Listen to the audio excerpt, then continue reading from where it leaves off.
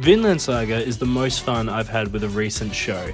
From the beginning I thought I knew exactly where the show would go, but for the entire duration of season 1 I was constantly surprised about how it actually went. Vinland Saga is a show created by Makoto Yukimura and is about Norse Vikings and warriors, and it's great, it's so violent, you watch so many people die, I love it. However, the show is actually about the glorification of violence. The first season, accurately titled The Prologue, is super violent and kind of tricks you into thinking that you're watching a certain type of show, and it keeps this feeling going right up until the final episode of the season. Not gonna lie, at this point I was really enjoying the show, but after episode 24 of season 1, it finally clicked and I was hooked, and I binged season 2 almost immediately. From season 2, the story really gets going. Season 2 has a feeling of emptiness going on, and I think that's great. I love that. And something that season 2 does, which I am always a big fan of, is start the season from another character's perspective. I'm getting ahead of myself, but I'm going to explain this real quick, then we're going to go back to season 1. For example, Part 2 of Chainsaw Man opens with a new character, and she is the best character in the series, Asa. And then the story follows her for a few chapters, and there's barely even any mention of Dennis, but then he finally shows up and it's this big moment. I love it when stories do that thing where they follow a new character, they get you to like this character, and then it feels all the more powerful when you get reintroduced to the main character that you've been following. And this happens at the start of season 2, when finally at the end of the first episode of season 2, the reveal of Thorfinn happens, and I was so happy to see that little guy again after everything that happened in the season 1 finale. So I'm going to talk about season 1.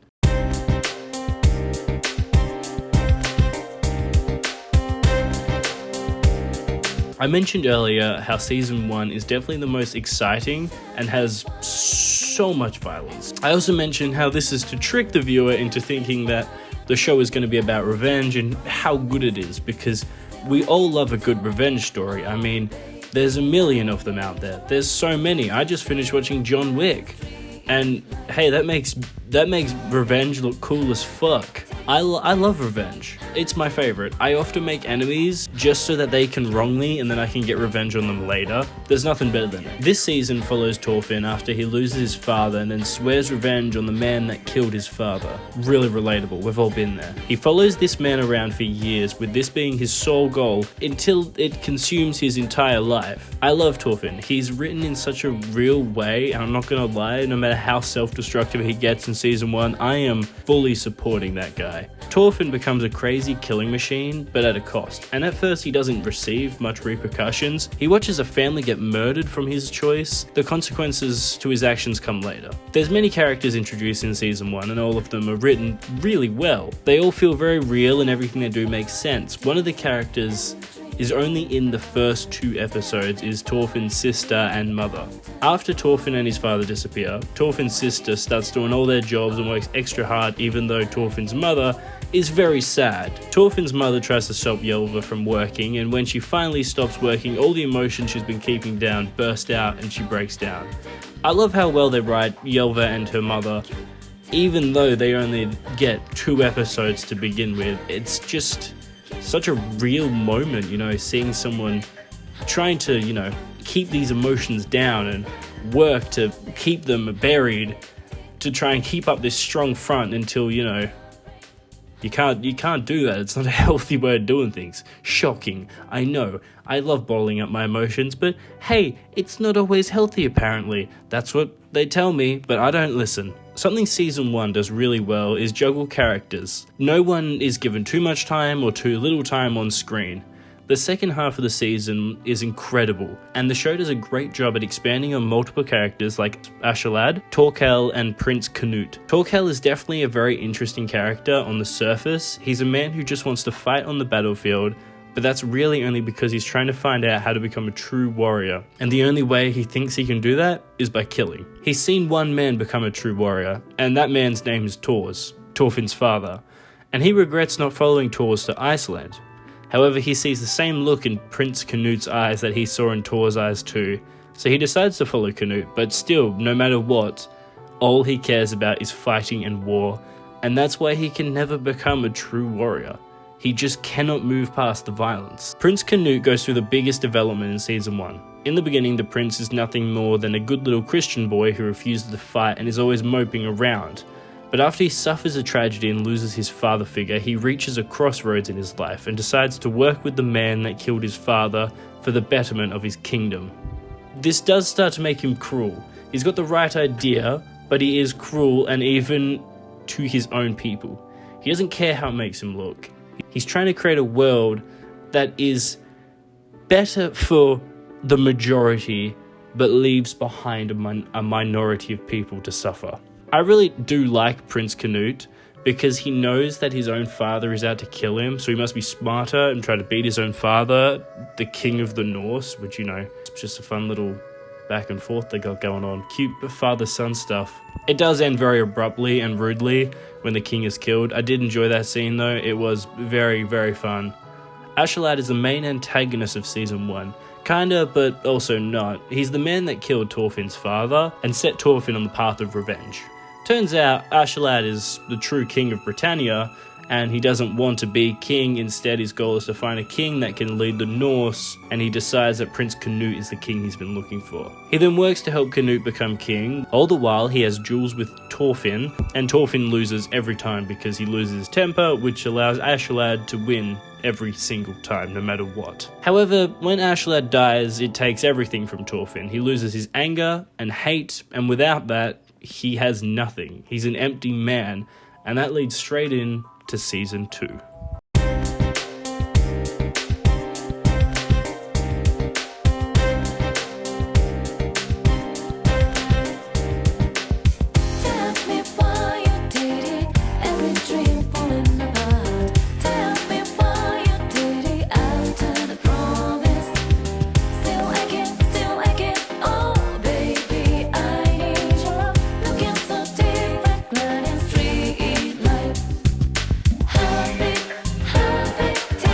Whereas Season 1 is all about setting up the world and the characters, hence why it's called the prologue, Season 2 then takes the characters and asks the question, can people change? After Thorfinn witnesses Askeladd's death, he loses everything that makes him him. His hatred, his anger, his drive for revenge, that is who he was. And then, without that, who is he? Who is Thorfinn? This leaves him as an empty man with nothing left. He becomes a slave and is given a deal. Work his way to his own freedom. He is then in a constant fight with his own psyche, worrying if he can ever truly change, fighting with his own demons and dealing with the people he killed. Einar is the new character who represents all the people that Thorfinn has killed or wronged or caused pain in some way due to his actions. They have a conversation about how Thorfinn regrets everything he did, as Einar's family could have very easily been killed by Thorfinn. Einar's family died in the same way that Thorfinn kills a family in Season 1. They're attacked by the Norse and their village is burned, killing them all. In Season 1, Thorfinn sneaks into a village and then causes that village to be attacked by Askeladd and killing and raiding and pillaging by Askeladd's men. I love Season 2 as it takes everything I liked about Season 1 and breaks it down and asks questions like, is violence okay? Is there a better way we could be doing things? Clearly the answer is no. Violence is the only way. War is awesome. Let's send more people to war. It even asks you, while you're watching it, is it okay that you felt good while enjoying the violence in Season 1? Season 2 is one of the best experiences I've had watching a show in a long time. It's very rare for a show or a piece of media to actually make me feel something, but Vinland Saga actually did that. Whereas Season 1, I kind of watched very slowly, about an episode a day.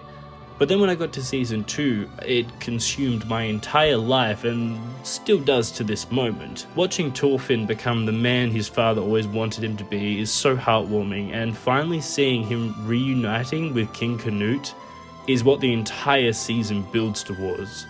Watching the Vikings call Thorfinn a true warrior even though he never throws a single punch is incredible. This all builds up to one of the best scenes in the season where he's finally reunited with his mother and she says how much he looks like his father because after all these years, Thorfinn has finally become a warrior. The best part of Season 2 is Garda and Arnhide?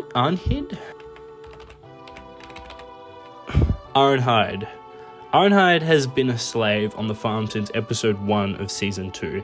And not much is known about her until a man named Gardar shows up to the farm after breaking free and killing his captors. We then learn Arnide's backstory and how she became a slave, and it is tragic. She lost everything, all because her husband made a small mistake and decided to fight a village for some iron so he could make his own village and his family rich. This causes their village to get raided, selling everyone off as slaves and separating Arnheid from her child. Thorfinn and Einar work to help Gardar and Arnheid escape the farm. However, it's not enough. Gardar is stabbed in the process. We then get this incredible scene showing how slavery has broken this man. He's no longer the person he used to be and is reduced to something else. It's cruel to see, and this already had me emotionally wrecked, and then it gets worse by putting Arnheid through hell and giving her the saddest possible ending. But even though it's so sad, it's very interesting, and it shows Ketil, the man we've come to know as the nice slave owner, committing hideous acts of violence towards Arnheid, showing that even this so-called good slave owner is capable of extreme cruelty, and reminds us that even though he's nice to his slaves, he still upholds the system of cruelty and violence that's all around the world. There's no such thing as a good slave owner. The show does such a good job showing ideas like this. Also, honorable mention is the scene where Canute calls Thorfinn a beautiful man, and Thorfinn is standing there looking absolutely stunning. Season 2 juggles a lot of ideas, whether that's slavery, war, violence, farming, and the politics of leading a nation, and it does it all incredibly well. I love Vinland Saga, and I can't wait to see where the show goes next. I don't want to read it. This is one of those shows that I just love watching because every week I'm excited to come back and see what happens. My friends watched a few episodes, and they actually said it was pretty good. So that makes this the closest I've gotten to getting my friends to watch anime. So that's a victory in my eyes. Yippee. I love the characters in the show. They're all written incredibly well and very enjoyable to watch. I love the story and the way it breaks down the idea of glorifying violence. Watching them farm is also my favorite thing ever. I love it. It's so much fun just seeing them do farming. I have heard that people don't like season 2, which I do think is absolutely absurd, but I haven't seen any of these negative reviews. I'm sure they exist. I honestly think season 2 is when the show actually gets good. Like, no, don't get me wrong, season 1 is really good, but season 2 is just incredible. It's way better than season 1. Vinland Saga is great, but I'm actually pretty sure everyone already knows this. I mean, everyone knows they don't have enemies. No one has enemies. I've seen that on TikTok a million times lately. That's about all I got. Thank you for watching. Please subscribe. I'm trying to make more videos, but I'm very lazy with it. I'll try and get some more out soon, though. Don't worry. I'm trying to do weekly-ish. Alright, thank you. See you next time.